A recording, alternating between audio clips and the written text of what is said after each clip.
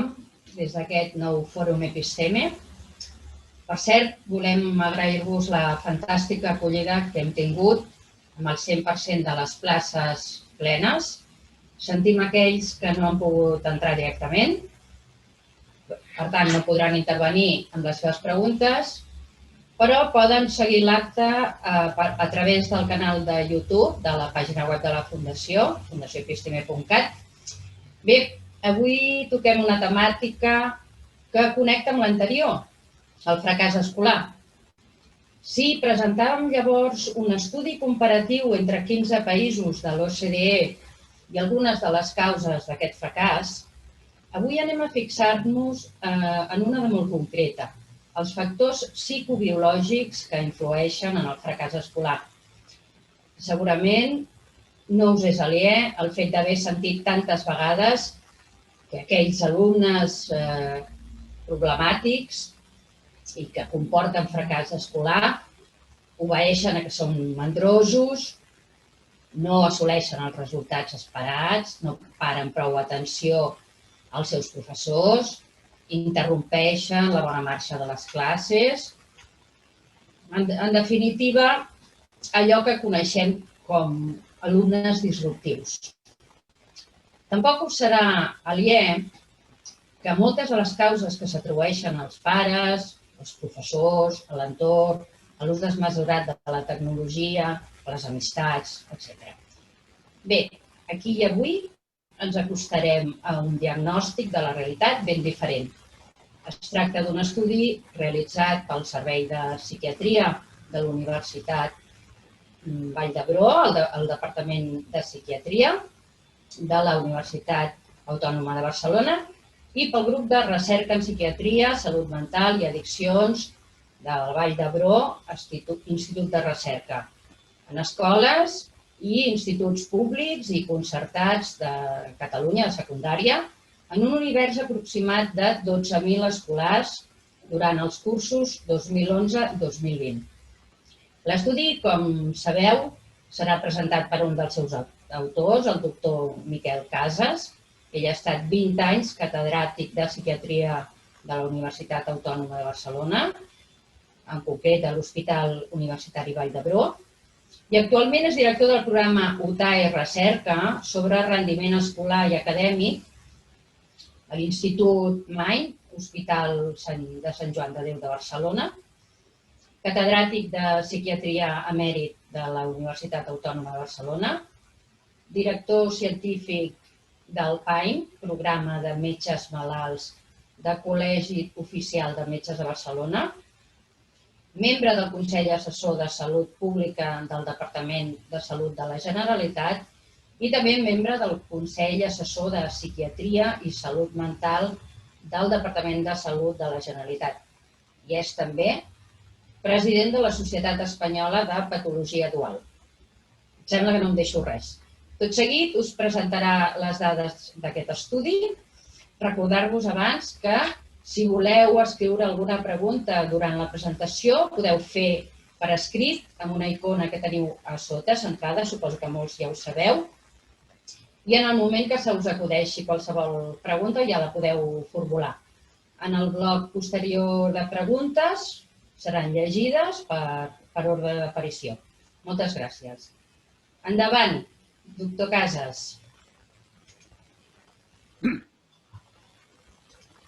Moltes gràcies per aquesta amable introducció. Jo voldria agrair a la Fundació Episteme que em deixi estar aquí amb tots vostès, invitant-me en aquest fòrum Episteme per parlar d'un tema del que habitualment no se'n parla massa a nivell científic, encara que sí que amb moltes xerrades de cafè. Factors psicobiològics que influeixen en el fracàs escolar i acadèmic. Com ha dit la senyora Eva Serra, aquest és un estudi que s'ha fet a l'Hospital Universitari Vall d'Hebron, la Universitat Autònoma de Barcelona i en el grup de Psiquiatria, Salut Mental i Addiccions del Vall d'Hebron Institut de Recerca, el VIR. Encara que jo en aquests moments els hi parlo, jo he sigut l'investigador principal d'aquest projecte, però ara des de fa 2 mesos estic a Sant Joan de Déu, tirant endavant un projecte que és nou, que és diferent, però que significa la continuïtat d'aquest. Bé, factors psicobiològics que influeixen en el fracàs escolar i acadèmic. Un momentet, que... Perdoni, em va sortint una cosa que no sé ben bé.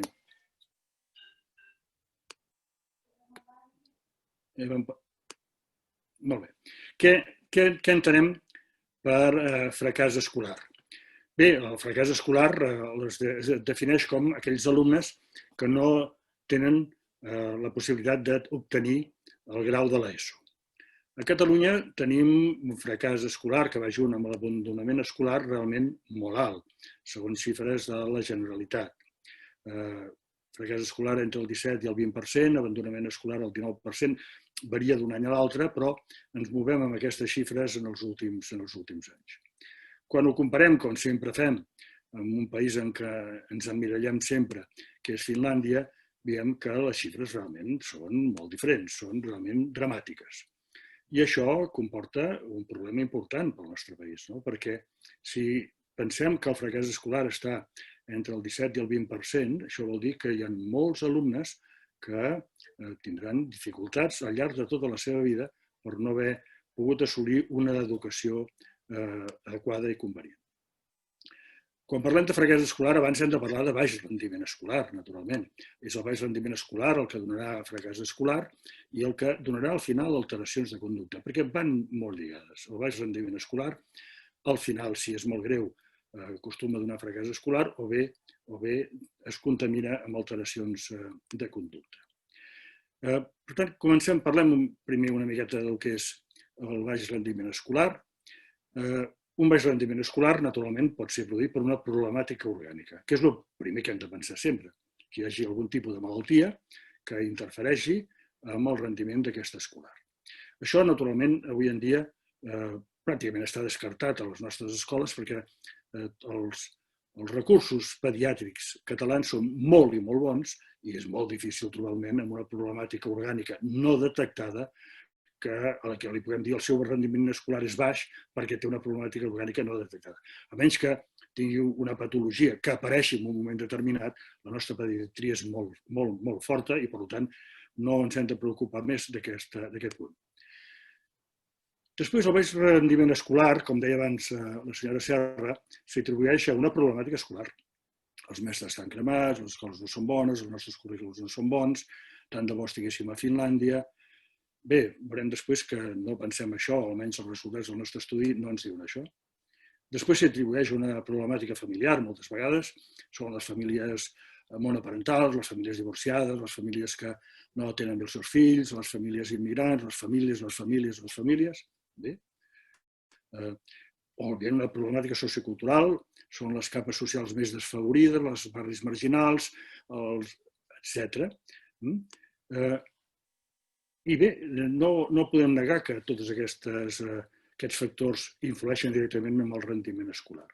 Jo no entraré en ells perquè ni soc competent en problemàtica orgànica, ni soc competent en problemàtica escolar, jo no sé, no puc jutjar, jo soc metge, soc psiquiatre, no puc jutjar si el currículum és bo o és dolent, si aquest mestre és bo o és dolent, tampoc la problemàtica familiar, ni la problemàtica sociocultural.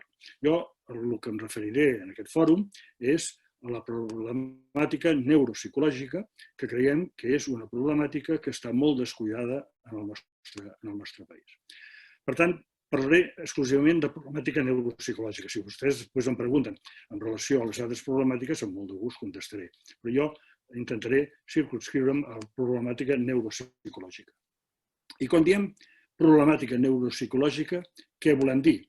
Doncs volem dir moltes coses. Volem dir malalties neurològiques greus, malalties psiquiàtriques greus, trastorns del neurodesenvolupament, trastorns de la personalitat i de la conducta, etc. Per sort, la majoria d'aquestes patologies, la 5.1, la 5.2 i la 5.4, tenen una baixa prevalença a les nostres escoles. Per sort, no tenim greus malalties neurològiques, n'hi ha algunes, per desgràcia, naturalment, ni greus malalties psiquiàtriques. Però, en canvi, sí que tenim una gran prevalença de trastorns del neurodesenvolupament que considerem que no estan adequadament detectats a les nostres escoles. I és en aquest grup on em referiré. Trastorns del neurodesenvolupament, doncs. Quan diem aquesta paraula complicada, perquè inclús si no estàs acostumat t'entrebanques quan l'estàs pronunciant, què volem dir? Doncs els trastorns del neurodesenvolupament, seguint la classificació internacional que fem servir a psicologia i psiquiatria, que rep el nom de DSM-5, és una classificació americana, doncs quan diem això estem parlant d'uns trastorns que acompanyen a l'evolució de la nostra espècie, que tenen una prevalença a la infància d'un 15 o un 20%, és a dir, un de cada 5 nens té aquests problemes, que en els adults baixa una miqueta, però tot i així, un de cada 7-10 adults tenen aquesta problemàtica, que són uns trastorns que ens han acompanyat i que en aquests moments dificulten la nostra vida quotidiana, baix rendiment, problemes de tot tipus interpersonals i socials, però que sembla que podríem dir que a la prehistòria, fa 10-20.000 anys, eren trastorns que servien per aconseguir més carn, per defendre millor la família i per no ser conquerits per enemics. Així podem dir, i sabem, que per exemple grans senyors de la història han sigut, o podrien ser classificats, en aquells moments no, perquè no hi havia psiquiatres, però si visquessin ara, serien classificats com TDAHs, com persones dislèctiques, etc. Un exemple, Carlemagna. Carlemagna, el fundador, el creador del gran imperi romano-germànic, doncs sembla que era un TDAH dislèctic. Bé, per tant, trastorns del neurodesenvolupament que segurament abans servien per defendre o per no fer tirar endavant els nostres grups familiars i nosaltres mateixos, però que en aquests moments, en el segle XXI, realment no ens ajuden gens. Els trastorns del neurodesenvolupament es divideixen en diferents grups. Jo simplifico una miqueta, perquè dins dels trastorns del neurodesenvolupament tenim l'autisme greu. L'autisme greu el deixo a part en aquests moments. Tot el que són trastorns a nivell de quocient intel·lectual també els deixo a part en aquests moments, perquè això és molt fàcilment detectat a les escoles. Focalitzo l'interès en aquells trastorns que són poc diagnosticats a les escoles o bé que són causa de molta polèmica a les mateixes escoles. Trastorns d'aprenentatge. Trastorns d'aprenentatge que afecten un 8 o un 10% de la població infantil d'arreu del món. Ara posaré unes xifres i semblarà que els catalans estem aquí tarats. No, ni molt menys. Aquestes són xifres de tot el món civilitzat, és a dir, es donen igual a Catalunya que al Canadà, que a Austràlia, passant per tots els països entremig. Aquests trastorns d'aprenentatge són les conegudes dislèxies, discalcúlies, disgrafies, trastorns de la comunicació, etc. El famós TDAH, cavall de batalla, que a la infància entre un 5 i un 7% de la població, segons diuen els llibres i diu la literatura científica, que en l'adult baixa una miqueta, està entre el 4 i el 5%. Els trastorns de l'espectre autista, no l'autisme molt greu, sinó els trastorns de l'espectre autista, com el síndrome d'Asperger, etc., que són coneguts en aquests moments, un 3%. Els trastorns de la comunicació, que he dit abans que hi ha trastorns d'aprenentatge, però que els podem separar, trastorns del llenguatge, per exemple. És a dir, que si fem la suma d'això, ja veiem que ens surt aquell 18-20% de trastorns del neurodesenvolupament que teníem al començament. I que, curiosament, no vull ser reduccionista i dir que el fracàs escolar només es deu a això. Ho deixo molt clar abans que vostès em facin la pregunta. No, el fracàs escolar és multifactorial, es deu a moltes coses. Però ja és curiós que si fan aquesta suma coincideix molt amb el fracàs escolar que ens diuen en aquests moments que tenim a Catalunya i també a Espanya. Si només sigués el fracàs escolar, doncs bé, ja són importants aquests trastorns. Però apareixen ara dues fletxes a la seva pantalla perquè, junt amb el fracàs escolar, tenir algun d'aquests trastorns és el principal factor de vulnerabilitat individual que predisposa al consum de cànnabis i al consum d'alcohol de forma excessiva i a les alteracions de conducta. I això ho hem de saber. Perquè no solament ens estem jugant al rendiment escolar, que és molt important, sinó que si no es detecten i no es tracten aquests trastorns, poden acabar amb problemes de drogodependències, d'addiccions i alteracions de conducta. Són trastorns conflictius? Certament són trastorns conflictius. aquest gràfic que acaba de sortir, doncs, quan apareixen aquests trastorns, doncs hi ha problemes familiars, habitualment, hi ha trastorns de conducta, quan és més gran l'individu hi ha conflictivitat laboral, hi ha accidents de trànsit, més accidents de trànsit, després els expliquem els estudis que nosaltres hem fet sobre això també, hi ha més incidència de drogodependències i hi ha més problemes legals. No es tracta d'espantar ningú, però les estadístiques fetes d'Espanya i fetes de tots els països civilitzats ens diuen que com a mínim un 30% de la gent que està a la presó segurament no hi hauria d'estar perquè presenten aquests problemes del neurodesenvolupament que han evolucionat malament i que els han fet entrar a la presó. I això ho diuen els estudis suecs, els estudis americans, repeteixo, els estudis australians, ho dic això perquè no sembli que el que he dit abans, a modo de caricatura, que els catalans estem tarats. No, miri, això passa arreu del món. Un 30% de la gent que està a les presons tenen aquests trastorns del neurodesenvolupament. I segurament no hi haurien d'haver estat, no hi haurien d'haver entrat si s'haguessin tractat de temps. Bé, tot el que són les seqüeles, per dir-ho així, d'aquests problemes són múltiples. I com que no tinc massa temps, sabíem per això que n'hi ha moltes i que estan aquí posades i moltes després les podem parlar. Bé, per tant, són trastorns conflictius, certament. Si hi ha un baix rendiment escolar, un fracàs escolar, i després hi ha tota una sèrie de problemes addictius, hi ha embarassos indesitjats, hi ha violència, són trastorns conflictius. Ara, sempre són trastorns conflictius? I aquí està el primer parany de la història que moltes vegades no expliquem. No, perquè aquests trastorns moltes vegades són pures disfuncions que estimulen la creativitat de l'individu. Què volem dir amb això? Doncs amb això volem dir el següent, que, miri, és molt difícil dir que el senyor Edison, el senyor Walt Disney i l'Agatha Christie tinguin trastorns. Si jo hagués donat aquesta xerrada fa 30 anys, 20 anys, quan vaig començar a treballar amb aquests temes, jo hauria parlat de malalties, perquè aleshores pensàvem que eren malalties. Després estem parlant de trastorns, que és el que ens diu el diagnòstic del DSM-5 que tenen vostès aquí a la pantalla. Però no podem dir que aquesta gent tinguin trastorns. Són gent genial. I per això cada vegada parlem més de disfuncions. Ens agrada més parlar de disfuncions, encara que si jo haig de fer una història clínica i haig de fer un diagnòstic, estic obligat, perquè l'ordinador de l'hospital m'obliga a posar trastorn. Però a nivell ja dels que hi treballem, preferim parlar de disfuncions, perquè són problemes reversibles que, ben tractats i ben enfocats, poden donar genialitats. Aquí en tenim 3, aquí en tenim 3 més. El John Lennon, el Tom Cruise, el Bill Gates, és gent amb trastorns del neurodesenvolupament. TDAHs, dislèxies, disgrafies, discalcúlies. Per tant, amb ells també els direm que tenen disfuncions.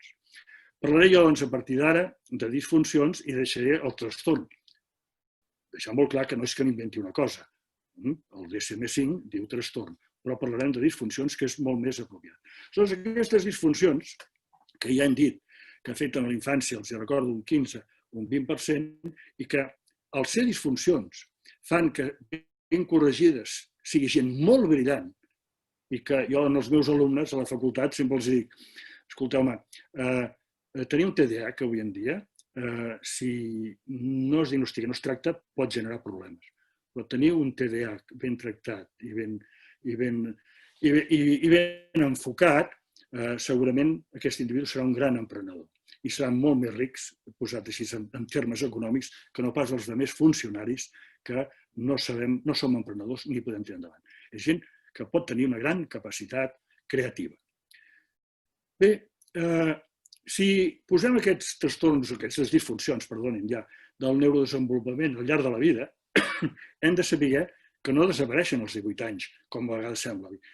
Sembla que sigui una patologia infantil. No, no és una patologia infantil. És una patologia que dura tota la vida i acompanyarà fins a la mort. Aquestes disfuncions es diagnostiquen bé ja a nivell preescolar. Ho dic malament.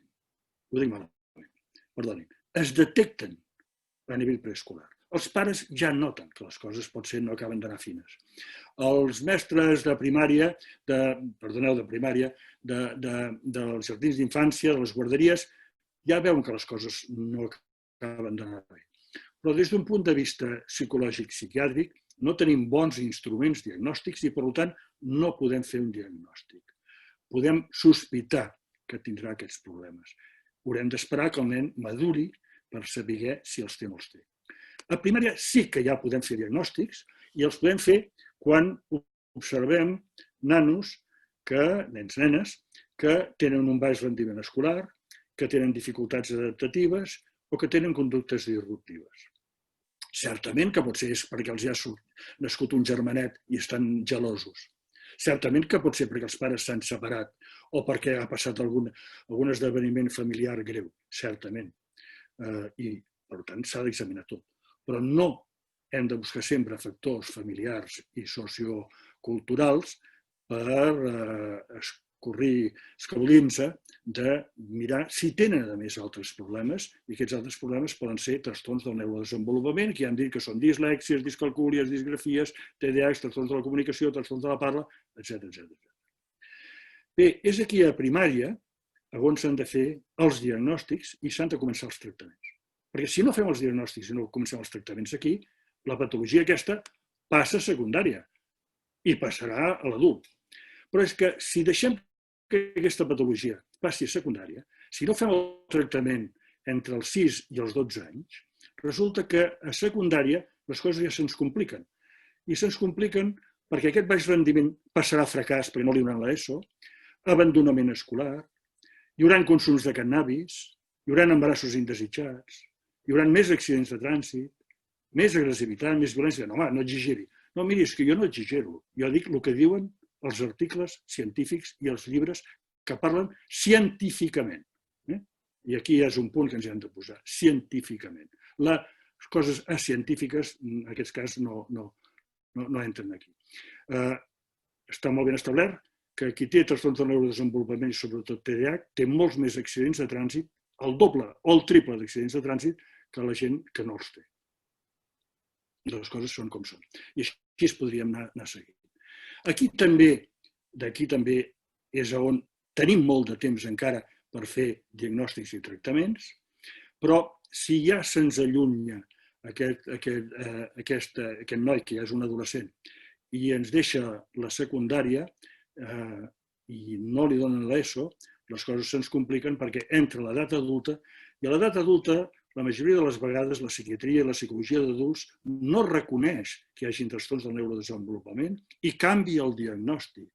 I aleshores, nanos, nens, nenes, joves, que haurien de ser etiquetats de TDAH, comorbiditat dislèxica, per exemple, i que han anat generant conductes disruptives, trastorns de conducta, són diagnosticats quan arriba l'edat adulta com TLPs, que és aquest diagnòstic que vostès hauran sentit alguna vegada i que està en blau al baix de la diapositiva. Trastorn límit de la personalitat, trastorn antisocial de la personalitat, o bé els etiqueten directament de psicòpates. I això és un gran problema, perquè el TDAH i els trastorns del neurodesenvolupament sabem molt bé com tractar-los i com compensar-los. Els TLPs i els trastorns antisocials tots saben que és molt més difícil, molt més complicat i els resultats són molt més dubtosos. Per tant, és molt important que fem la detecció, el diagnòstic i el tractament a les edats tempranes, és a dir, entre els 6 anys i els 16, que és quan deixen l'ESO. Bé, aquestes disfuncions conflictives que dèiem, hem dit abans que podien ser creatives i hem posat unes diapositives, doncs, jo que sé, el Bill Gates, que ja és el màxim exponent, però vostès sabran que molts dels grans emprenedors i dels brokers que ens en parlen habitualment la premsa rosa, doncs tenen problemes d'aquest tipus o semblants, no? Hi ha parlat del John Lennon i de l'Agatha Christie. Però també hi ha disfuncions clarament creatives. Aquestes disfuncions creatives, això sembla el mateix d'abans, perquè les disfuncions creatives també donen problemes familiars i també poden donar fracàs escolar. El Bill Gates no va acabar a la universitat. I donen alteracions de conducta, sí, sobretot algunes alteracions de conducta. I l'individu no té una bona adaptació a les rutines laborals, certament. Però és un individu que encara que tingui conductes de risc, sap transformar aquestes conductes de risc, si és de risc econòmic, muntant un negoci, arruïnant-se 3 negocis, arruïnant-se i monta el quart o monta el 10è i al final se'n surt. Poden ser gent molt creativa, poden ser herois, si estan a les forces armades, són gent emprenedors, poden ser molt bons artistes, poden ser molt bons esportistes i poden tenir un gran èxit social i econòmic. El que deia abans, que els deia als estudiants. Un TDAH amb problemes, encara que sigui comòrbid, amb dislèxies i discalcúlies, ben compensat, segurament farà més diners que vosaltres, que sereu funcionaris. És una broma, però és una certesa.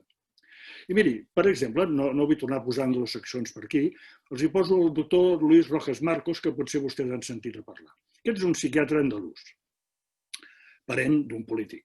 És un psiquiatre andalús que era el cap dels serveis de salut mental de Nova York el 2001. Escolti'm, cap dels serveis de salut mental de Nova York no hi arriba tothom. Jo no hi he arribat, per desgràcia. I aquest senyor, a més, va haver d'entomar la terrible tragèdia de l'atac a les Torres Bessones i el derrumbament de les Torres Bessones. I aquest senyor va organitzar tota l'assistència psicològica psiquiàtrica dels americans que van sofrir aquell terrible xoc. Bé, doncs el doctor Luis Rojas Marcos, que ara està jubilat, el poden invitar, perquè et dona conferències dient jo soc un TDAH, ell, jo, Luis Rojas Marcos, soc un TDAH, i gràcies a que vaig ser diagnosticat a temps, a l'ajuda de la meva mare, i va explicar la seva història, que no l'entraré, he arribat on he arribat. I, escolti'm, des d'un punt de vista de la meva professió, ha arribat a dalt de tot. Només li falta ser Premi Nobel. Tot el més ho ha aconseguit. Doncs aquest és un TDAH. Aquest és un TDAH diagnosticat i compensat. I això és el que hem de saber. Bé, per tant, recordem que aquests TDAHs creatius a primària són conflictius, tenen conductes desadaptades, però si els detectem i fem el tractament, a secundària, encara que ho fem a secundària, comencem a tenir bon rendiment. Són gent cercadors de sensacions, això sí, no esperem que siguin gent tranquil·leta. Busquen sensacions, són líders, són originals, són creatius, són emprenedors. I quan arriben a l'edat adulta, molts d'ells es converteixen en artistes, en literats, en brokers, també estan dintre les professions de risc, herois, etc. I això ens ho expliquen sempre les pel·lícules que van descrivint aquest tipus de gent. Us hi poso un altre exemple. Miri, hi ha un senyor que es diu molt important, que es diu Michael Phelps. Si vostès recordaran, és aquesta diapositiva que surt, el Michael Phelps va guanyar 8 medalles d'or de natació. Realment un superhome quasi. Però resulta que poc temps després, el nedador Michael Phelps va ser detingut per conduir borratxo. I el nedador Michael Phelps era un individu perillós i reincident, i així es podria anar seguint. Què li passava al Michael Phelps? Doncs el Michael Phelps és un TDAH diagnosticat i que ell ho reconeix. Un TDAH que tenia la desgràcia, pobret, que el metilfenidat, que és el tractament que es dona pels TDAHs, donava positiu per dòping i, per tant, hi havia moltes temporades que no se'l podia prendre. En aquests moments, el senyor Michael Phelps ha tornat a la competició, va deixar d'altra vegada, però va tornar a guanyar 4 medalles d'or i és pare amantíssim d'una magnífica família. Però el senyor Michael Phelps és un TDAH compensat. Repeteixo això perquè sembla moltes vegades que tenir un TDAH a la família, les famílies s'ho amaguen, els hi fa por. Escolti'm, no, el que s'ha de fer és detectar i tractar. Això és el que hem de fer. Aquest preàmbul ha sigut per explicar-los, o perquè quedi més clar, aquest projecte Capellades, que va començar l'any 2011 i que segueix encara, avaluació i tractament psicopatològic en el fracàs escolar. Li vam dir així, ara diríem avaluació i tractament dels trastorns o de les disfuncions del neurodesenvolupament en el fracàs escolar. Bé, com va començar aquest projecte? Doncs aquest projecte rep el nom de Capellades perquè va començar al poble de Capellades. El poble de Capellades és un poble que està al mig de Catalunya, curiosament, fixi's, és un poble de moltes papereres que en el 2011 tenia un greu problema, com tots els pobles, com tothom, de crisi econòmica, estàvem en plena crisi econòmica i l'Institut Molí de la Vila va penjar un vídeo en el canal 33 de la televisió catalana que deia que tenim una situació realment estressant a l'escola. I en aquell vídeo sortien mestres quasi plorant, pares cridant i nanos amb problemes. Vaig tenir la sort de veure aquell vídeo, aleshores vaig trucar ràpidament l'endemà a la directora, que es diu Ana Font, en aquests moments està jubilada, però li agraeixo molt, i li vaig dir, miri, senyora directora, aquest vídeo sembla que tot siguin problemes socials i familiars, i segurament ho són, estem en plena crisi, vostè dirà, però és que jo hi veig també, penso que aquí es pot explicar d'altres maneres, això es pot explicar des d'un punt de vista de problemes psicopatològics, etc. La senyora Ana Font em podia dir, mira, escolti, tu a casa es quedis tranquil·leta a Vall d'Hebron, que aquí tenim prou feines com perquè vostè ens vingui a marejar. Aquesta no va ser la seva resposta. La seva resposta, la tinc gravada, va ser, mira, doctor, jo no el coneixo de res, nosaltres pensem que molts d'aquests nanos sí que tenen problemes, hem creat una aula oberta on van aquests nanos perquè no sabem què fer, però aquí ningú ens fa cas. Què vol dir que ningú ens fa cas? Doncs que aquí ningú ens fa cas. Ràpidament ens vam posar en contacte amb ells des de Vall d'Hebron i vam incorporar l'escola de primària Marquès de la Pobla, que és la que derivava al Molí de la Vila. Vam fer uns petits estudis inicials per veure si la hipòtesi de que no era solament problemes socioculturals i familiars, repeteixo, era plena crisi econòmica, moltes famílies vivien malament, però semblava que hi havia alguna cosa més. Vam fer un petit projecte pilot i vam pensar que realment podíem pensar que hi havia trastorns del neurodesenvolupament no diagnosticats. I és que pràcticament no n'hi havia, ni en el Molí de la Vila ni a l'Escola del Bola. Però com pot ser, si el 20% de la població té aquests problemes, com pot ser que aquí no n'hi hagi cap, o n'hi hagi poquíssims? Bé, vam fer un projecte i aquest projecte el vam presentar a Ensenyament, al Departament d'Ensenyament. Ens va rebre la consellera d'aquells moments, la senyora Irene Rigau, que després de deixar-nos explicar tot el que li anaven dient, va dir unes coses que també tinc molt gravades. Va dir, miri, doctor, el que vostè diu no és el que em diuen a mi, els meus assessors, ni tampoc és el que fem a les escoles, no anem diagnosticant trastorns de l'aprenentatge o TDAH. Però, deia la consellera Rigau, per la meva experiència com a mestra i com a psicòloga, penso que pot ser, i hi ha una part de raó amb el que diu vostè. Jo li vaig dir, doncs ens agradaria investigar-ho. I ella va dir, miri, si vostès es deixen controlar i supervisar pel Departament d'Ensenyament i pel Departament de Salut, ja que depenen dels dos, seria als dos costats, i troben recursos per tirar endavant, els hi permeto fer-ho. Molt bé, consellera. I aquí vull agrair a la consellera Rigau, perquè amb ella va començar realment aquest projecte i amb l'Anna Font, la directora de l'Institut Molí de la Vila. Bé, vam presentar el projecte de l'obra social de la Caixa, naturalment, amb unes cartes del Departament d'Ensenyament i del Departament de Salut. L'obra social de la Caixa ho va jutjar bé i des d'aleshores l'obra social de la Caixa ens ha finançat aquest projecte, el qual és un honor també per nosaltres i s'ha d'agrair moltíssim a la Fundació La Caixa per el que penso que ha fet per aquest país ajudant-nos, i ho dic sense modèstia. Aquest projecte es va estendre a moltes escoles, portem 12.000 alumnes, vam fer escoles públiques i escoles concertades, no vam fer escoles purament privades, escoles públiques i escoles concertades, i els resultats sempre donaven exactament el mateix. I va haver-hi una cosa curiosa, i és que nosaltres fèiem els estudis duraven 3 anys més un, i clar, arribava un moment que les escoles havíem de deixar l'escola. I quan ens despedíem de l'escola, diem, miri, aquí tenen aquests diagnòstics, aquí tenen el que pensem que s'hauria de fer, les escoles ens deien, no, escolti'm, nosaltres volem que segueixin. Nosaltres deien, no, miri, nosaltres la subvenció que tenim és per fer 3 anys més un. I les escoles deien, no, és que volem que segueixin. Bé, les escoles van trobar la manera d'anar als seus alcaldes i els seus alcaldes van demanar a la Diputació i vam rebre a partir d'aleshores ajudes de la Diputació de Barcelona i de la Diputació de Lleida que seguien el projecte que havíem iniciat, que havia finançat l'obra social a la Caixa, introduint tractament. Un tractament de baixa intensitat, perquè els recursos no eren masses, però introduir tractament. Per tant, també s'ha d'agrair a les Diputacions de Barcelona i Lleida la seva gran col·laboració. Quin era l'objectiu principal del projecte? Doncs ja l'he dit, però el repeteixo.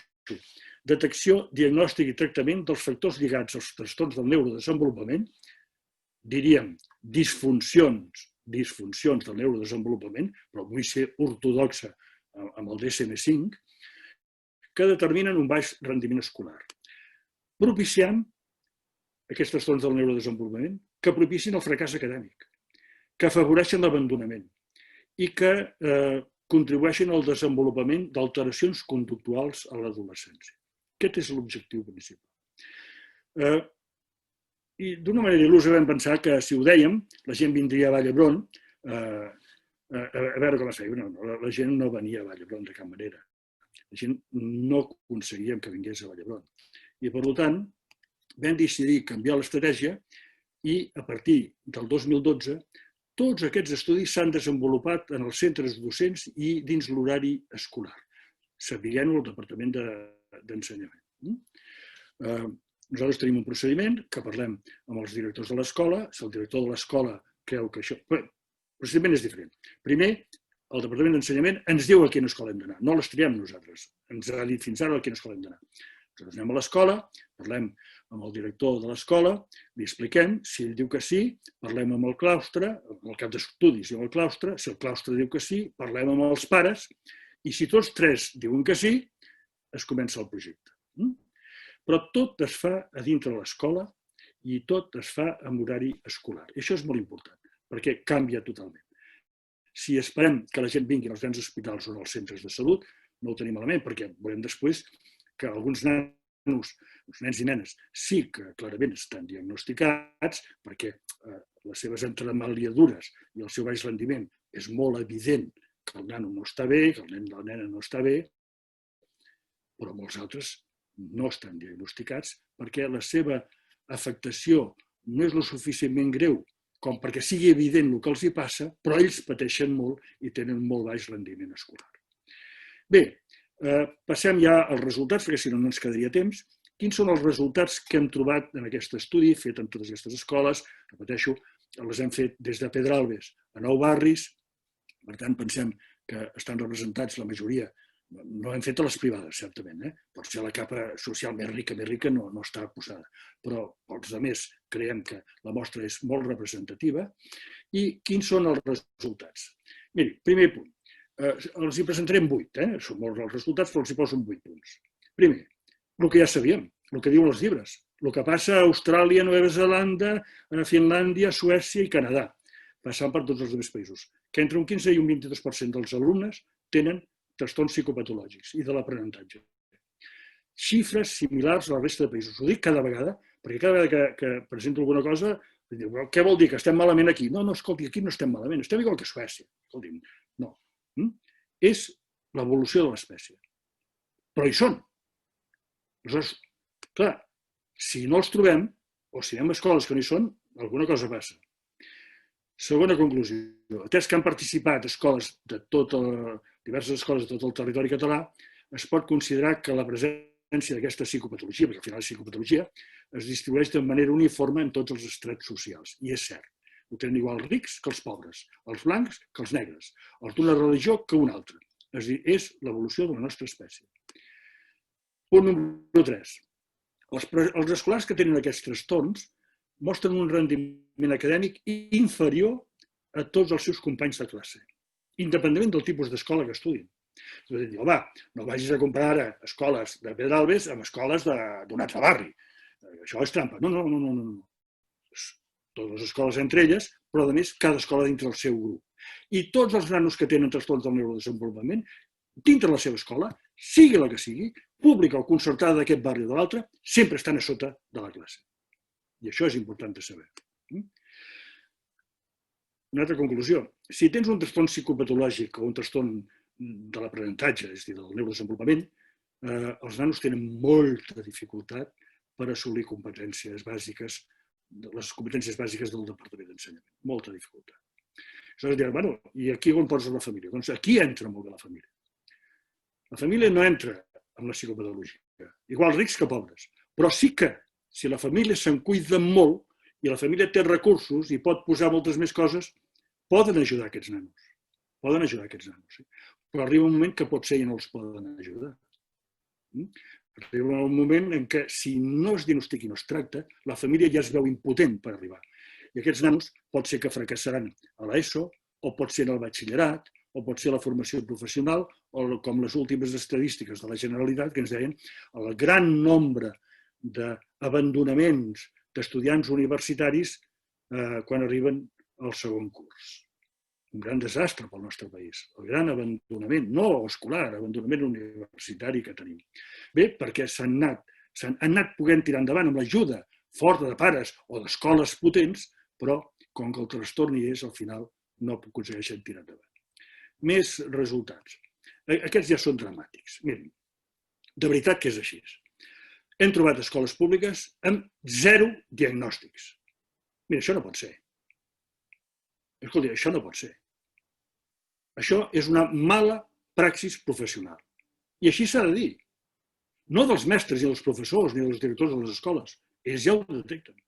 Però qui ho ha de detectar no ho fa. L'encarregat de detectar en aquestes escoles aquestes zones del neurodesenvolupament no ho fa. És impossible. És impossible que no hi hagi nens detectats. Entre un 0 i un 10% dels alumnes afectats estan diagnosticats a les escoles públiques. Això vol dir que un de cada 10 escolars afectats, un de cada 10 escolars que ho necessiten són els que estan afectats. Aquí falta un 10. Les escoles concertades, els diagnòstics són una miqueta més elevats. No perquè siguin molt millors les escoles, no entrem ara aquí la qualitat de l'escola, no. Sinó que les escoles concertades, els nens que són més complicats, per dir-ho així, i que es fan notar més per les seves conductes disruptives o pel seu fracàs escolar, s'alarmen i envien a diagnosticar en els centres privats que estan especialitzats en això. Clar, l'escola pública s'ha de quedar amb aquests nens. No pot dir vagi a una altra escola. L'escola concertada al final pot dir vagi a una altra escola, que no ho fan moltes vegades, però sí que hi posen moltes vegades més remei. Però això fa que el conjunt de que aquí a Catalunya, segons les nostres xifres, que un altre pot fer una altra cosa, però bueno, perquè sigui una altra cosa que faci 10.000 nens com nosaltres, no? Solament diagnostiquem 2 de cada 10 nens que ho necessiten. O sigui que hi ha 8 nens de cada 10 que ho necessiten que no estan ni detectats ni diagnosticats. Realitzar aquests processos de cribatge i diagnòstic en el centre escolar ha permès no solament detectar millor, sinó una molt millor interacció entre alumnes, professors, familiars, terapeutes. Tots sabem el que costa, els metges sabem el que costa posar-nos en contacte amb una escola. No perquè costi, la secretària sempre atén, però el mestre està explicant, el mestre està treballant, el mestre està dintre classe. Lo difícil que és per un pare posar-se en contacte amb el metge, que el mestre pugui trucar al pediatre, això és molt complicat. Quan es fa aquest tipus de treball a l'escola, tot és molt més fluid i, per tant, la connexió és molt més ràpida i això dona uns resultats realment molt, molt, molt importants. Els alumnes que han rebut tractament no hem fet tractament amb tots, hem fet tractament solament amb aquells ja que al final se'ns demanava que ho féssim, perquè al començament aquest era un projecte solament de cribatge i de diagnòstic. Volíem saber si a Catalunya fèiem els deures com fan els països nòrdics. Però això després ho vam haver d'ampliar i posar tractament. Quan els nanos reben tractament, els resultats són realment molt clars, molt clars. I això que hem fet un tractament, repeteixo, de baixa intensitat. Si es pogués fer un tractament d'alta intensitat, doncs els resultats encara serien molt, molt millors. Bé, diran vostès, bueno, vostè és psiquiatre i és d'aquells que a la que veu un nen que es mou li don pastilleta. Doncs miri, no. Aquesta cosa que van dient els mitjans de comunicació d'una forma realment ridícula, això no és així. Per sort, tenim un molt bon sistema de farmàcia i la Generalitat sap dia a dia, hora a hora, tot el medicament que es dispensa, el medicament que es recepta per aquests trastorns. Perquè hi ha receptes, que és el que tenen aquí davant, amb un còdic de barres, i el farmacèutic passa això per la seva màquina i la Generalitat se n'entén immediatament del que recepta. Es va fer un estudi aquí a la Generalitat de Catalunya fa uns 3 o 4 anys i va resultar que som un dels països d'Europa que menys receptem, repeteixo, menys, ho dic en castellà perquè es quedi molt clar, menys receptem. Receptem 3 i 4 vegades menys que els països del nord d'Europa, amb què ens estem totalment emmirallant. I això ho sabem per les receptes. Per tant, prou de dir que estem sobrediagnosticant i que estem donant pastilles. No, som un dels països d'Europa que menys anem a medicació. Però també som un dels països d'Europa que més tenim problemes. Fixa't del que estem parlant. Miri, la prevalença. El curs passat hi havia 807.046 nens entre primària i ESO, dades de la Generalitat. Els llibres ens diuen, els llibres, no nostres, els llibres internacionals diuen que hi ha un 15-20% de problemes de neurodesenvolupament. La Generalitat ens diu que hi ha un 17-20% de baix rendiment escolar. Això vol dir que hi ha uns 150.000 nens amb risc de suspendre l'ESO. Això no ho dic jo, ho diu fas comptes, no? Agafes una calculadora i et surt. Si resulta que, segons el nostre estudi, només diagnostiquem 2 de cada 10 nens que ho necessita, miri, tenim 120.000 nens a Catalunya que en aquests moments no estan diagnosticats ni tractats. Poden mirar com vulguin. Jo són xifres que estic mirant. Clar, són 120.000 nens que pateixen, però que són els que després resultarà que fan fracàs escolar. I això no ho diem nosaltres, sinó que ho donen les xifres de la Generalitat. Això quines repercussions té? Miri, som el país que fem menys diagnòstics. Som el país que fem menys tractaments. Som el país, per això, que fumem més cannabis. Això ho diu l'Organització Mundial de la Salut. I el país que consumim més cocaïna. Un dels països que consumim més cocaïna. Som un dels països que més tenim fracàs escolar. I som un dels països en què els nostres adolescents joves tenen més dificultats laborals i de marginalització. Vostès poden dir, miri, tot això no té cap relació. Bé, vostès poden pensar el que vulguin i nosaltres també pensem el que volem. Nosaltres sí que pensem que té relació. Pensem que té una relació directa entre els trastorns o les disfuncions del neurodesenvolupament no diagnosticades amb tot el que és el consum de tòxics, els accidents de trànsit, dificultats laborals, etc. I per això pensem que s'han de fer els deures. Nosaltres ens vam preguntar, com que no podíem fer un estudi de cohorts, que vol dir seguir 30 o 40 anys aquests nens, com fan els suecs fan estudis fantàstics perquè els tenen cribats des de que neixen i els segueixen fins que es moren. Com que no teníem aquesta possibilitat econòmica ni logística de fer aquests estudis, ens vam preguntar què passa amb els nanos que no els hi donen l'ESO? Bé, doncs en els nanos que no els hi donen l'ESO, nens, nenes que no els hi donen l'ESO, doncs molts d'ells van al SOC, al Servei d'Ocupació de Catalunya. El Servei d'Ocupació de Catalunya fan un reciclatge d'1 o 2 anys.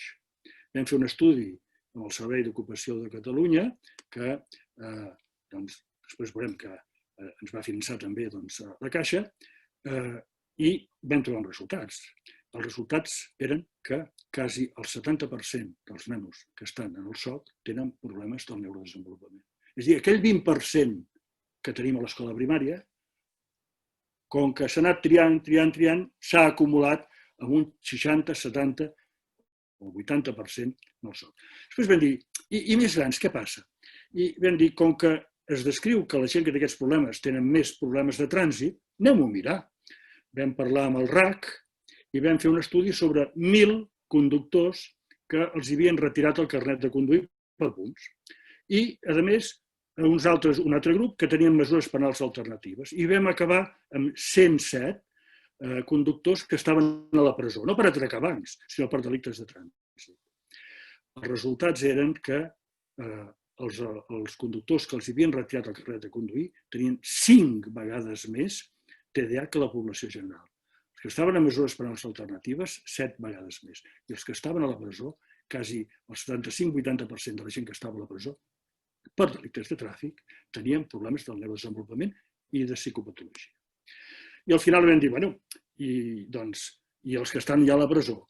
I vam demanar recursos a la Caixa i hem treballat en el programa Reincorpora de la Caixa, que és un programa de reinserció laboral de presos que estan en tercer grau. I els resultats són similars. Aquí vull agrair al SOC i a la Generalitat, al Departament de Treball, perquè és de justícia, que ens va deixar treballar. Vull agrair també al Departament d'Interior, el Servei Català de Trànsit i el RAC, que ens va deixar treballar, i el Departament de Justícia i l'Obra Social de Caixa. És a dir, que no hem muntat això així per caprici.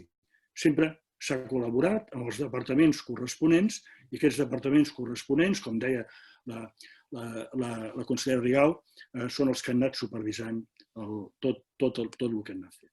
I en aquests moments estem desenvolupant un altre projecte molt interessant, un projecte que es diu PERIS, perquè van ser unes beques que va donar la Generalitat del Departament de Salut en temps de l'anterior legislatura, i aquest projecte PERIS estem fent 22 instituts d'ensenyança mitja a la Catalunya central.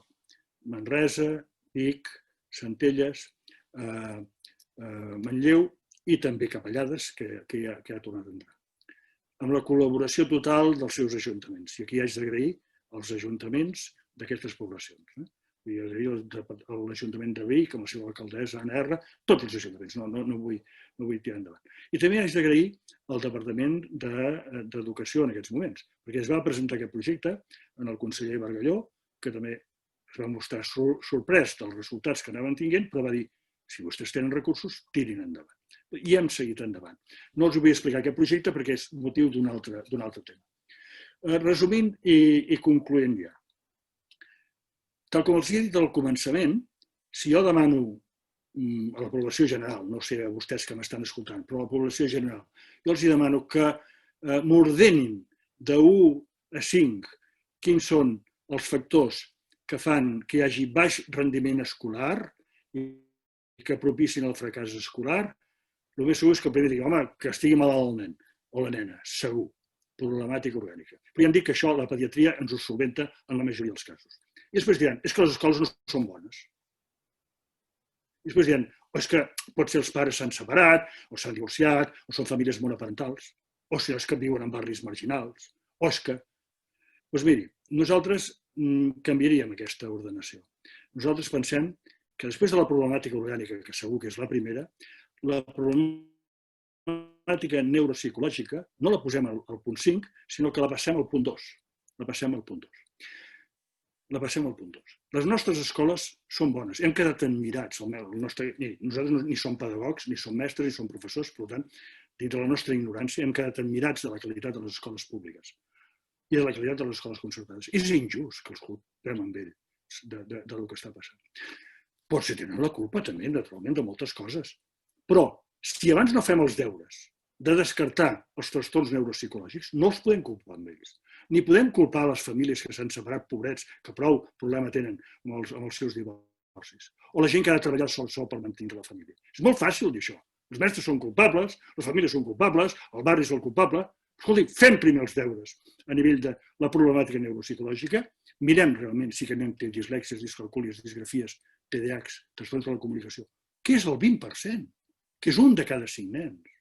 I quan ho hàgim fet i no ho fem, aleshores podem dir tot el que estem fent. Bé, aquí acaba la meva presentació, perquè m'han dit que sigués molt concís amb el temps. La senyora Serra, doncs, veig que m'està vigilant. Els diré que en aquests moments aquest projecte segueix modificat, ja no és un projecte de fracàs escolar, és un projecte de millora i aquest projecte passa a votar i recerca. No és ben bé el mateix projecte. El projecte de fracàs s'acaba a Vall d'Hebron, és Vall d'Hebron el projecte de fracàs escolar, però sí que el que hem après a Vall d'Hebron ho projectem en aquests moments en un altre projecte de Sant Joan de Déu, amb una que es dirà votar i recerca, i amb molt de gust, per aquells de vostès que ho desitgin, es poden posar en contacte amb mi, els deixo el meu telèfon mòbil, o sigui que em poden trucar, o el meu e-mail, i amb molt de gust els contestaré. I amb això, senyora Serra, dono per acabar la meva part de l'exposició. I em disposo a que vostès facin enmendes a la totalitat, que alguns de vostès segurament tindran ganes, i a contestar el que pugui. Moltes gràcies, doctor Casas, per aquesta esclaridora radiografia sobre les nostres mancances a l'hora de detectar disfuncions en un no marginal 20% dels alumnes. Estem parlant d'un de cada 5 nens que pateixen alguna mena de disfunció que no es detecta a temps. I sobretot em quedo amb la dada del 0% de detecció en les escoles públiques. Alguna escola. Alguna escola. Però bé, en conjunt, les escoles públiques no passen de detectar un de cada 10 nens, si fas el conjunt. 2 de cada 10 nens que ho necessiten. És a dir, que les escoles públiques, 8 nens es queden sense detectar. Almenys les que hem estat. Escolti'm, potser ara aquí hi ha un professor, un mestre d'una escola pública d'un poble que diu aquí els detectem tots, perfecte. Nosaltres hem treballat amb les escoles que han treballat. Si hi ha 800.000 nens, com dèiem abans, a les escoles públiques i nosaltres hem treballat sobre 10.000, doncs queden 780 o 790.000 que no hem estudiat. O sigui que la ciència sempre té un marge d'error. De tota manera, sí que subratllar que estem parlant d'un estudi científic, avalat per dades i contrastat, de manera que no són opinions, sinó que són dades. Bé, per ampliar i debatre tota aquesta informació, s'incorpora ara el doctor en Història Josep Otony, que, com que ens queda mitja hora aproximadament, si els sembla, el que podem fer és un debat i poden al mateix temps enviar les seves preguntes o comentaris. El senyor Josep Otony és catedràtic d'Història d'Ensenyament Secundari. Ell és vicepresident d'ANCAVA, que és l'Asociació Nacional de Catedràticos de l'Instituto, i president de l'Associació de Catedràtics d'Ensenyament de Secundària. Jo suposo que tindràs més d'un comentari i pregunta que realitzar el doctor Casas. Josep, com veus aquesta temàtica? Bé, primer agrair-li la seva intervenció al doctor Miquel Casas, que ens va enviar en el seu moment el projecte i que el vam estar treballant aquí a la Fundació. I, a veure, jo penso que ell diu una cosa que els que estem a l'aula constantment ens adonem. A l'ensenyament tenim una paraula molt lletja, que és fracàs escolar. Qui té la culpa? Un fracàs algú té la culpa. Els docents tenim tendència a dir que els nens no estudien prou o que la família no està prou a sobre, que la família ha abdicat.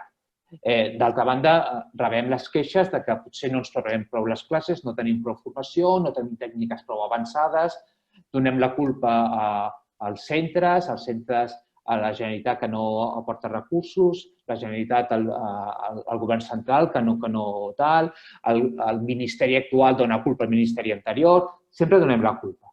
I crec que la proposta del doctor Casas va a un dels temes que són claus i que des de la docència ens adonem. Alguna cosa passa amb alguns alumnes i per molt que t'esforcis, per molt que els renyis i per molt que tu facis classes molt divertides, no entren.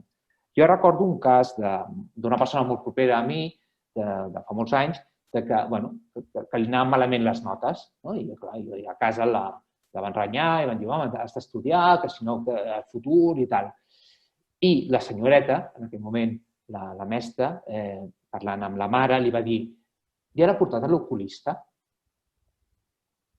I el problema escolar, de fracàs escolar, era un problema oftalmològic, era un problema d'òptica, de portar unes ulleres, i va canviar. És una persona que actualment té una carrera universitària.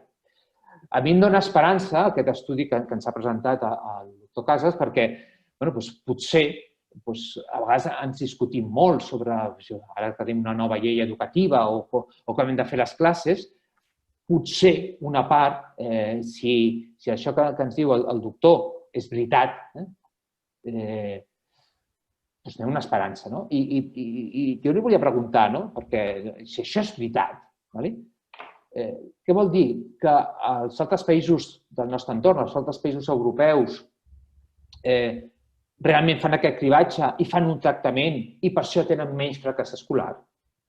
És aquesta una de les explicacions de per què els resultats d'altres països són millors que els nostres?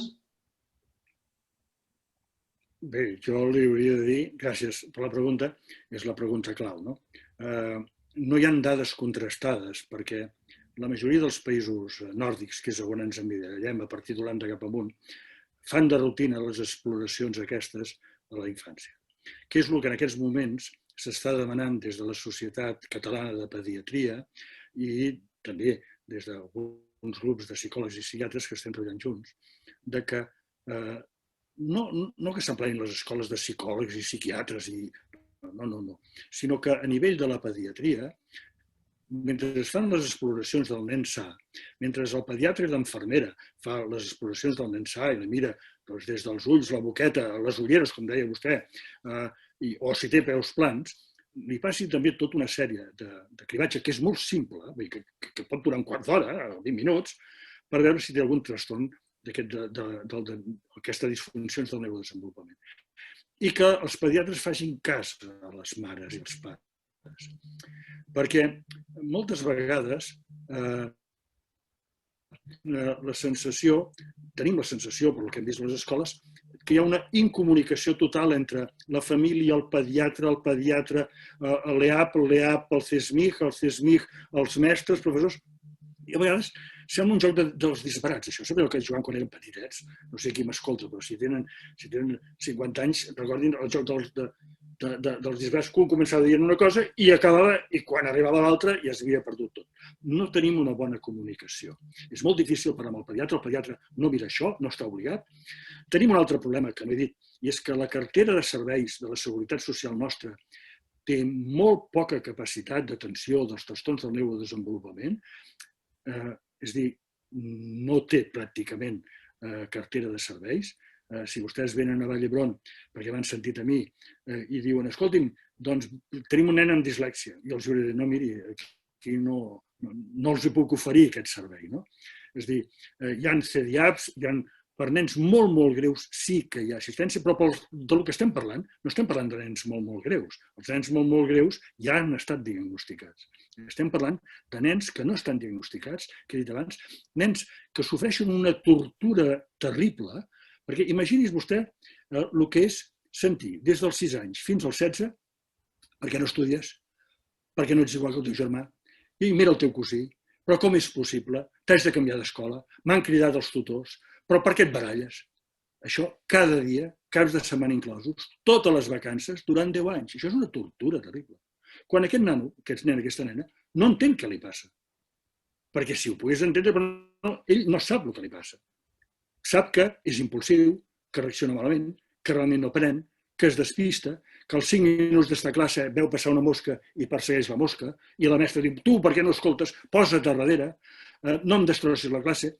I aquesta tortura és absolutament terrible. I això és el que estan passant als nostres fills. Per evitar això, repeteixo, no és necessari emplenar de psicòlegs i psiquiatres a les aules. És que des de la pediatria, ara no ho han de fer, però proposem que des de la pediatria, dintre l'exploració del nen sa, el pediatre, el psicopedagog que està al centre, l'infermera que està al centre, detecti aquests nens. I quan els detecti, després sí, vagin a un centre especialitzat. Aquest centre especialitzat, per això, no ha de dir això no existeix, com hi ha companys que encara diuen, que és una invenció per vendre pastilles. Tate. Això és maledicència. Això no pot ser. Això no és ciència. Aquests centres especialitzats han de fer el diagnòstic i iniciar un tractament. Si ho fem així, segur, penso jo, que ràpidament baixaríem aquest fracàs escolar dramàtic que tenim. En 5 anys el podríem reduir de passar del 17 al 10% i en 10 anys el podríem col·locar-nos als països, igual que els països més rics. Sense haver d'argumentar que els mestres de Finlàndia són millors o que... No, escolti'm, no. Els mestres aquí, el que hem vist nosaltres, que són molt bons. L'únic que passa és que, clar, si l'estadística fa que et posin en una classe uns quants nens que són així, entremaliats per dir-ho així, o moguts, o que no tenen, el professor es veu obligat a concentrar tant de temps en aquests nens que baixa el nivell i s'esgota ell.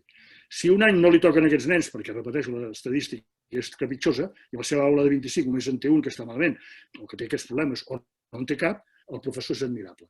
Miri, no va així les coses s'han de fer d'una forma ordenada. S'ha de fer l'exploració del nen sa, s'han de revisar aquests problemes exactament que es venen als peus plans. No sé si he contestat la seva pregunta. Sí. Llavors, quan pensem que aquests nens estan moguts, a vegades el que se'ns demana és, jo què sé, fer les classes mogudes, o sigui, per captar la seva atenció, es parla d'una nova pedagogia, però al fons són coses de sempre i hi ha tecnologies noves, però l'enfocament, és a dir, el pot ajudar aquests nens que les classes siguin més actives, més dinàmiques, més tal, pot ajudar aquests nens que al seu torn també són així? Segur que sí, però també hi ha nens que són TDAHs, els TDAHs moguts segurament els aniria bé, però si és un TDAH inatent, doncs vostè l'està marejant encara més. És a dir, simplificar les coses no pot ser. Miri, el més cruel que li pot passar a un individu és ser un nen mascle, mascle, un nen, que sigui un TDAH inatent, perquè passa per tonto. I simplifico. Perquè no es mou, aleshores no molesta ningú, no fa entremaliadures, però no capta l'atenció. Als 3 minuts està despistat i aleshores no aprèn, i si a més té una comorbiditat com la dislèxia, que és molt freqüent, trobar un TDAH pur és molt difícil. Aquí hem simplificat tot en 3/4 d'hora. Però si això és un curs, diríem que TDAHs purs n'hi ha molt pocs, que els TDAHs quasi sempre van acompanyats de dislèxies, discalcúlies, disgrafies, altres patologies. Doncs si tu ets un nen mascle de 7, 8, 10 anyets amb un TDAH inatent, és a dir, no et mous, i a més tens una dislèxia, estàs perdut. Perquè com que no molestes, has tingut fracàs. I cada any aniràs retrasant i al final acabaràs al final de l'escola. I arribaràs a ESO i et diran que, clar, que el nen quasi no sap llegir. Naturalment. Sí, és un problema. Aleshores, sí que naturalment una classe més dinàmica sempre va molt bé. Miri, jo quan parlo amb els pedagogs que estan, i amb raó, sempre intentant millorar tota la metodologia d'ensenyament o que volen canviar currículum, jo els dic sempre el mateix. Escolteu-me, si ho feu bé, ho fareu molt bé. I jo penso que l'educació, les tècniques d'ensenyament, i més en aquesta època digital, poden millorar moltíssim. No sé si han de millorar, jo no soc un expert, però tens la sensació que poden millorar moltíssim. I tot el que feu està molt bé, però compte, perquè les coses que improviseu o les coses que feu d'una forma molt metodològica segurament milloraran el 80% dels nens que ja van bé. I aleshores, perfecte, que millorin els que ja van bé, perfecte. Però moltes de les coses que feu empitjoraran aquest 20% de nens que tenen problemes. Perquè no pot ser que si vosaltres feu ajuntar aules o feu coses sense exàmens o no sé què i no sé quantos, un nano amb TDAH, un nano que es despista als 5 minuts que no segueix, l'únic que fareu és enterboliner-lo més. És impossible, aquest nano patirà. Aquest nano patirà, plorarà, no voldrà anar a l'escola, els pares diran que aquesta escola no és bona, els mestres no l'entenen, el canviaran d'escola, seguirà el desastre en una altra escola i així anirem. Per tant, tot el que són innovacions pedagògiques, com el que vostè deia, són perfectes, molt bé. I segurament aniran molt bé pel 80% dels nanos. L'altre 20%, si no mirem primer els trastorns del neurodesenvolupament, poden ser realment dolentes. Molt bé, si em permeteu, ens queda una miqueta més d'un quart d'hora i hi ha algunes preguntes que m'agradaria introduir. La primera, en David diu, com podem saber des d'adults si vam patir una disfunció tipus dislèxia o TDAH o ja no és possible? Perdona, em repeteixes? En l'adult has dit? Sí, diu, com podem saber des d'adults, suposo que ja ets adult, si vam patir de petits algun tipus de disfunció d'aquesta mena. Pregunta el David. És possible saber-ho si s'ha patit? Sí, és possible saber-ho i si em permet, jo els explico una petita anècdota que a vegades il·lustra les coses.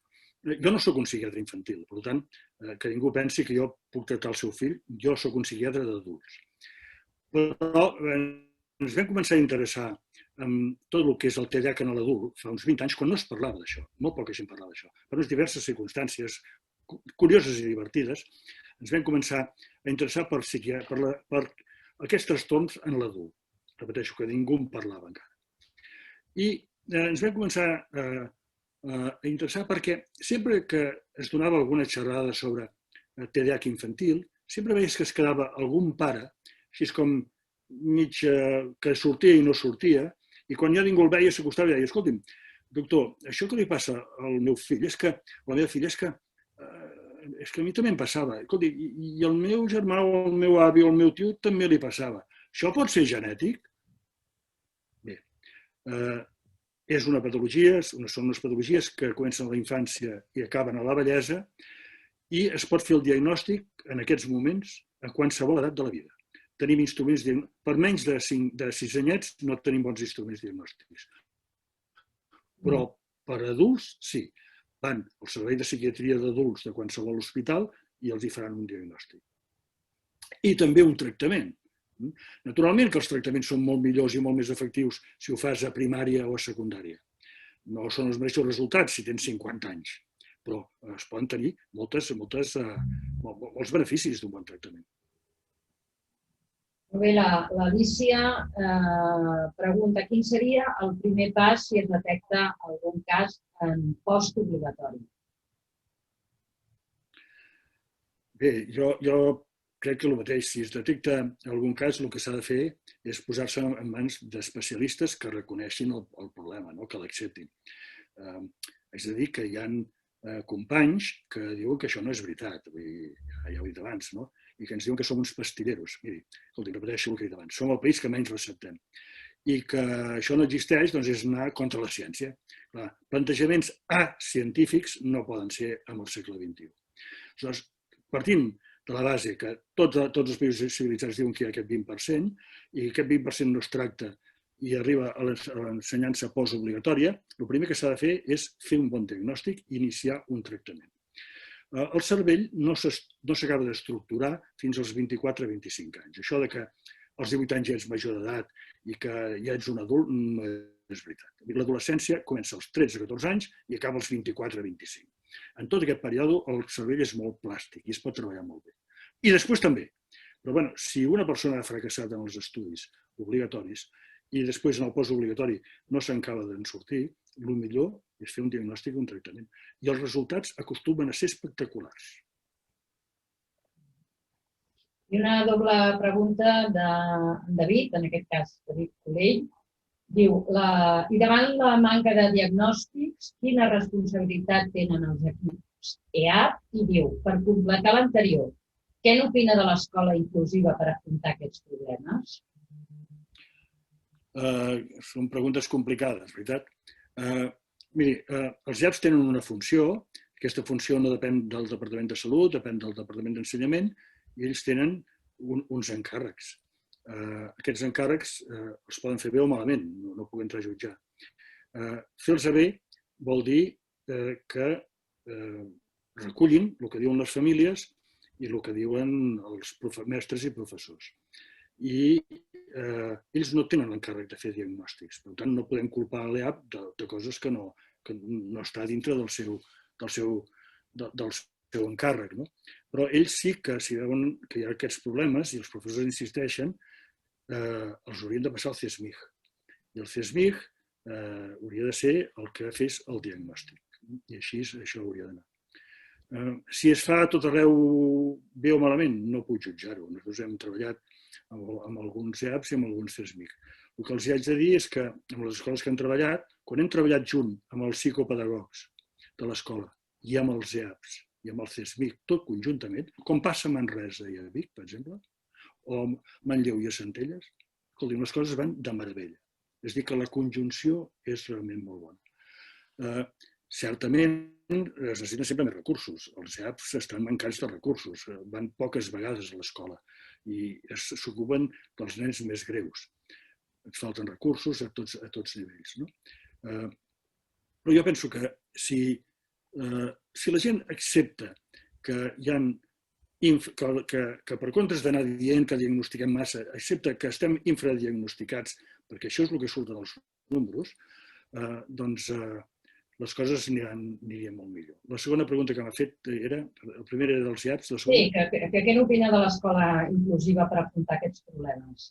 L'escola inclusiva, si es fa realment inclusiva i es posen els recursos adequats, és una escola que dirà com ja donarà els seus resultats dintre d'uns anys. El que no es pot fer és escola inclusiva de pobres, això sí que no es pot fer. És a dir, l'escola inclusiva comporta que els nens estan diagnosticats i estan tractats i quan ho necessiten se'ls arropa fins que arriben al batxillerat, a la formació professional o a la universitat.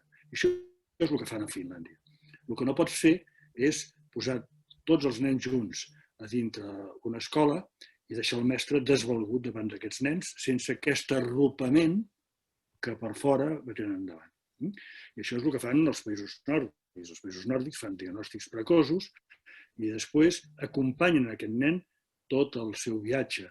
No l'acompanyen dintre l'aula, algunes vegades dintre l'aula, però si no, per fora el van acompanyant.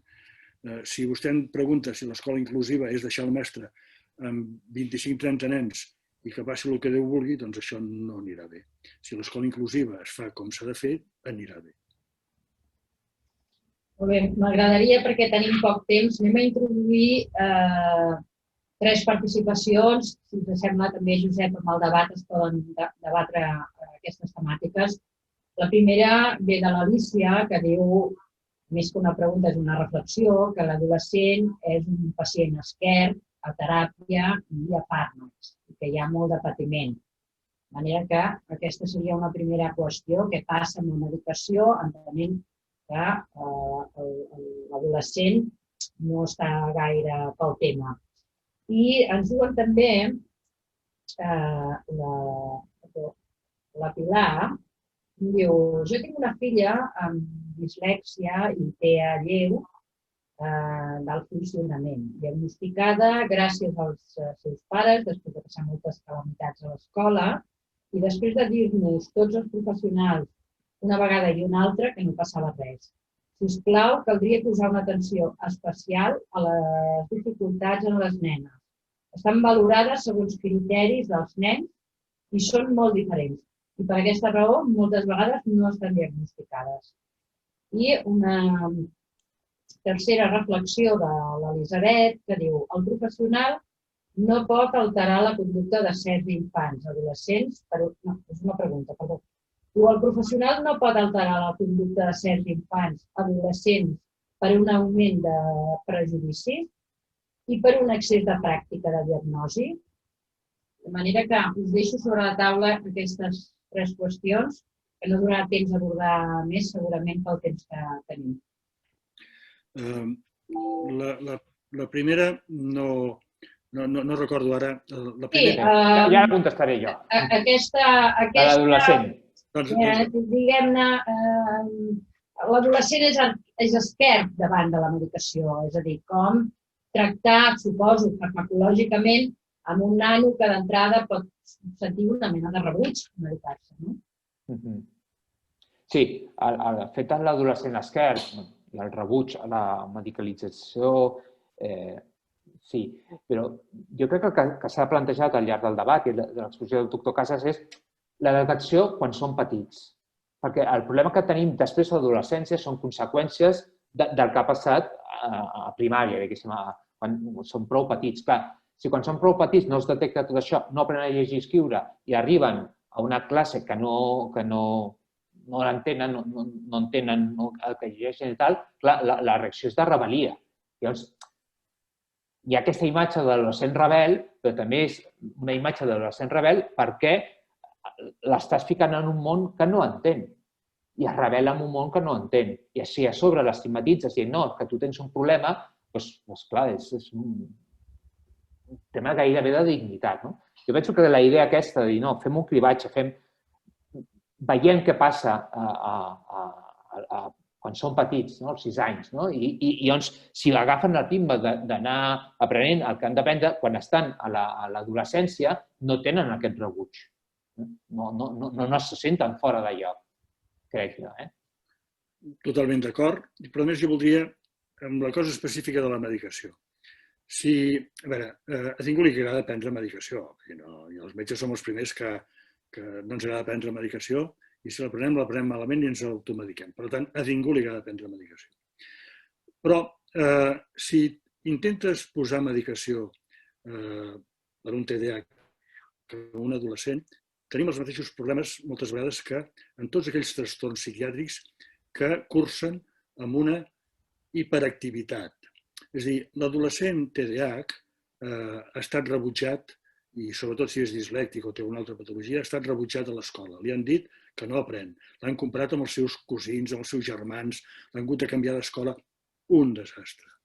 Però aquest nano, al final, com que fa coses que els altres no fan, es converteix en una espècie de líder, perquè fa coses que els altres no fan. Pot agafar, té 14 anys, no té permís de moto, i agafa la moto. I fa això i fa l'altre. Es pot convertir en un líder. Si intentes posar medicació a partir d'una certa edat, quan ell ja s'ha estructurat com a persona diferent i ja s'ha juntat moltes vegades amb altres grups de companys que són igual que ell, pensem que és un 20% de la població. O sigui, no n'hi ha 3, sinó que n'hi ha molts. En una escola de 1.000 nens, compten els que hi ha. És a dir, n'hi ha molts. Doncs, clar, a la que li vols posar medicació, per exemple, o que li vols fer exercicis gimnàstics o d'esport per normalitzar la seva conducta, ell protesta. Perquè el converteixes en una persona, diguéssim, entre cometes, rutinària i normal. Ell ja està acostumat a ser un líder. Ja està acostumat a presumir de que fuma quan els altres no fumen, de que porta una revista pornogràfica quan els altres no, que ensenya coses per l'email o pel telèfon que els altres no fan. Ja tot un plegat, el normalitzes. Escolti'm, de què? Aleshores, és important començar abans, perquè quan ja està estructurada la personalitat, explica-li que ha de deixar de ser líder. Ell presumeix. Els altres estudien i potser van a la universitat. Ell, en canvi, és capaç d'enganxar la moto i anar a 250. I si li posen multes, se n'en riu. Si ja no ha anat a la universitat, si ha fracassat en els estudis i li treus la seva originalitat, amb què el deixes? Protesten. Per tant, importantíssim, com deia el professor Oton. Quan més abans, millor. Abans que s'acabi d'estructurar la personalitat. Aquesta és la primera pregunta. La segona, si et sembla, Josep Oton, la contesto jo. La filla amb dislèxia, certament, les nenes no estan ben valorades perquè molesten poc. Abans parlava d'un nen mascle que és inatent, un TDAH inatent i dislèctic, que pateix molt. Bé, les nenes també. Per cultura, i encara que això està canviant enormement, si la nena no anava tan bé i no estudiava tan bé, no se li exigia tant com un nen. El nen, si pot ser que arribi a la universitat, si pot ser que faci el màxim. La nena, doncs, aquesta cultura dolenta ha fet que moltes nenes, que són menys mogudes que els nens, o com a mínim ho aparenten menys, i si són mogudes no fan tantes barrabassades com els nanos, que per la seva característica hormonal són capaços de fer més animalades, entre cometes, que els altres, les nenes es noten menys. I com que es noten menys, se'ls hi fa menys cas. I té molta raó aquesta senyora Pilar Lafuente quan diu que les nenes se'ls valora amb criteris de nens i no hauria de ser així. Totalment d'acord amb el que vostè diu. Això està canviant a poc a poc, està canviant a poc a poc, i cada vegada més hi ha una medicina i una psicologia i una psiquiatria que presta atenció al gènere. Això també és veritat. Però certament, en aquests moments, les nenes es surten mal parades d'aquest problema. Perdona, Eva... I l'Elisabet Uller em preguntava si el professional no pot alterar la conducta de certs infants o adolescents per un augment de prejudicis o per un excés de pràctica de diagnòstic. El professional pot fer moltíssim. Mira, quan la gent em pregunta i em diu escolti'm, però és que el que tu dius nega el paper de la família, el paper de la societat, el paper de l'educació. Dic, al revés. És que si dius això és que no m'has entès el que t'he dit. Jo el que et dic és que el que no pots lluitar és contra la mare naturalesa. És a dir, si tu tens un nano que no t'escolta, que no llegeix, que no sap sumar, és exactament igual de cruel que un nano que té peus plans obliga'l a ser jugador de bàsquet. I dir-li, és que ets un tonto perquè el teu germà juga a bàsquet i juga a futbol, perfecte. I tu que ets de la mateixa família meva, has de jugar. Escolti'm, aquell nen pot ser té peus plans. Per tant, primer la biologia. Ja he dit molt clarament. Primer, la patologia orgànica. Mirem que no tingui alguna malaltia. Això ho mira la pediatria i ho fa molt bé. Després, abans de culpar els mestres, les famílies, la societat, el barri, els amics i no sé què, mirem si té algun d'aquest 20% de problemes. Perquè ho diuen els llibres, si no ho dic jo. Nosaltres l'únic que hem dit, no hem descobert la sopa d'all. Nosaltres l'únic que diem és que a Catalunya no es fan els deures que es fan als països nòrdics. Només diem això. I que, per tant, s'haurien de fer aquests deures. I els han de fer psiquiatres i psicòlegs? No. Primer els pediatres. Psiquiatres i psicòlegs ja entraran després. Però primer la detecció ha d'estar a nivell bàsic. Ho ha de fer el pediatre, l'infermera, que està en contacte, i el psicopedagog. perdoneu, que me'l deixo i no me'l deixar, que està en contacte. I després ja entraran els altres professionals. El professional de l'educació, d'ensenyament, pot canviar moltíssim, moltíssim. Un bon entrenador fa miracles en un equip de futbol o de bàsquet. Ara, si aquest pobre entrenador el poses amb una plantilla d'11 jugadors, tots en peus plans, quan hagin fet 500 metres ja no podran córrer perquè tenen peus plans. Els ha de posar plantilles. Nosaltres el que diem és detecti els peus plans, posi plantilles i després entreni per jugar a futbol. No ens equivoquem. Els bons professors, els bons mestres, les bones famílies, davant de la biologia, no poden fer res moltes vegades. Això és com dir, tinc un fill diabètic i s'ha de curar amb herbetes i arròs blanc. No? Escolti, miri, potser fa 100 anys sí, en aquests moments no. En aquests moments no pot anar contra la biologia. Primer faig un diagnòstic i després tirem endavant. Jo, moltes vegades, quan em pregunten per exemples, dic, miri, és que moltes vegades a les nostres escoles estem treballant amb els problemes dels nostres nanos exactament igual que abans de la Segona Guerra Mundial. Abans de la Segona Guerra Mundial no hi havia antibiòtics, no hi havia sulfamides. La gent es moria per qualsevol cosa. I hi havia un signe, que era la febre. Té febre, però ningú sabia per què tenia la febre. Això ens passa en aquests moments. El nen no va bé. No estudia. És un gandul. Els pares no l'han educat bé. Els mestres són dolents. Té febre. No, escolti, hem de ser molt més precisos. Per què té febre? Per què li passa això? I dintre les moltes coses que li poden passar, segurament la més corrent, perquè és un 20% de la població, ho vaig repetint, però és que és així, un 20% perquè ho diuen els llibres i perquè és així, és que un de cada 5 nens no pot tirar endavant perquè té problemes. Mirem aquests problemes. I després que entrin els educadors, que entrin les famílies, millorem els barris, fem tot el que hàgim de fer. Per tant, la pregunta aquesta, no sé si la contesto bé, d'Isabel Oller, és el professional pot canviar molt, moltíssim. I es pot esforçar molt, moltíssim. Però si té un TDAH i n'atén dislèctic, millor que intenti tractar. Perquè si no, s'estrella contra una paret. Cremes el professional. Pensa que el professional no és bo. Què és el que passa moltes vegades a les nostres escoles? No? Que el mestre no és bo. No, escolti, és que no és bo, no, és que no pot més. Mirem-ho diferent. Això és el que proposem. I repeteixo el que he dit al començament, i així m'agradaria acabar, si és que s'ha d'acabar ja. Ni soc educador, ni soc pedagog, ni sé ensenyar gramàtica, ni sé ensenyar geografia, ni tinc ni idea de matemàtiques. Per tant, nosaltres no diem com s'ha d'ensenyar res. Això ho han de fer els pedagogs. I han de canviar els plans d'estudi. I han de millorar els plans d'estudi. Però pensant que hi ha un 20% que potser no seguirà. I si ens oblidem d'això, al final, quan es fa el promig, som els últims de PISA, de l'informe PISA. Bueno, això ho hem d'arreglar. Jo volia afegir això que diu, hem d'acabar, Eva, però que a vegades estem pensant en aquest 20% de canviar els currículums, la metodologia, no sé què, per aquest 20%, quan potser el que fa falta és un diagnòstic correcte i una intervenció del que vostè està dient. I que a vegades tants canvis i tantes... El fracàs escolar, hem d'acabar amb el fracàs escolar i potser una part d'aquest fracàs escolar es pot arreglar d'aquesta manera. Totalment d'acord, totalment d'acord.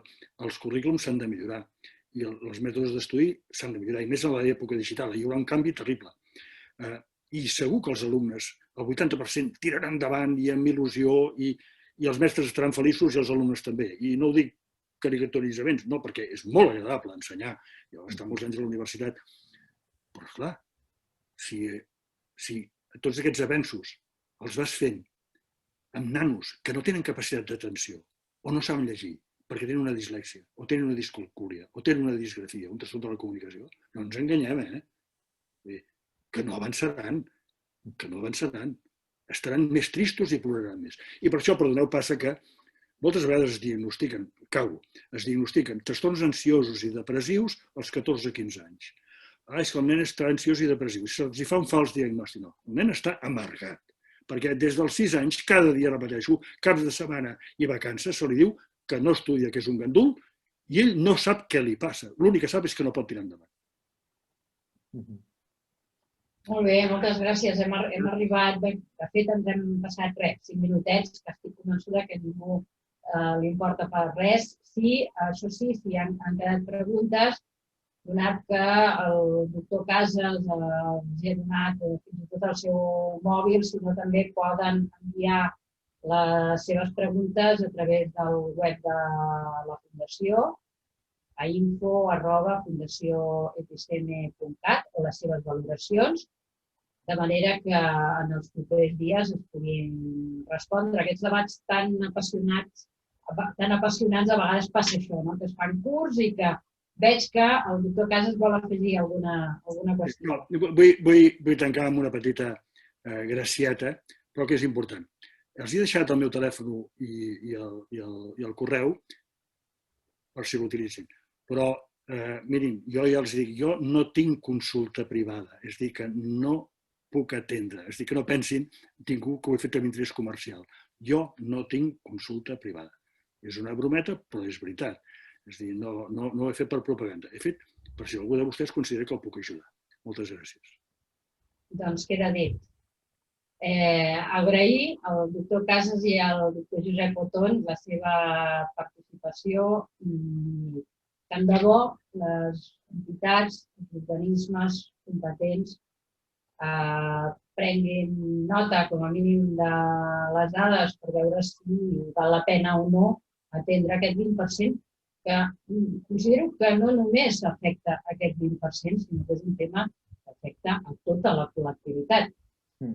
Bé, de manera que moltíssimes gràcies a tots dos. Nosaltres acabem aquest fòrum Episteme online, que desitgem a tothom amb les ganes que aquest any 2020 acabi el abans possible. Nosaltres ens veiem en el proper fòrum Episteme ja en dígit 2021 i molt bones festes a tothom, que passin molt bon Nadal, dins del que es pugui, i ens veiem en el proper fòrum Episteme l'any vinent. Moltes gràcies per la seva atenció i bon vespre a tothom.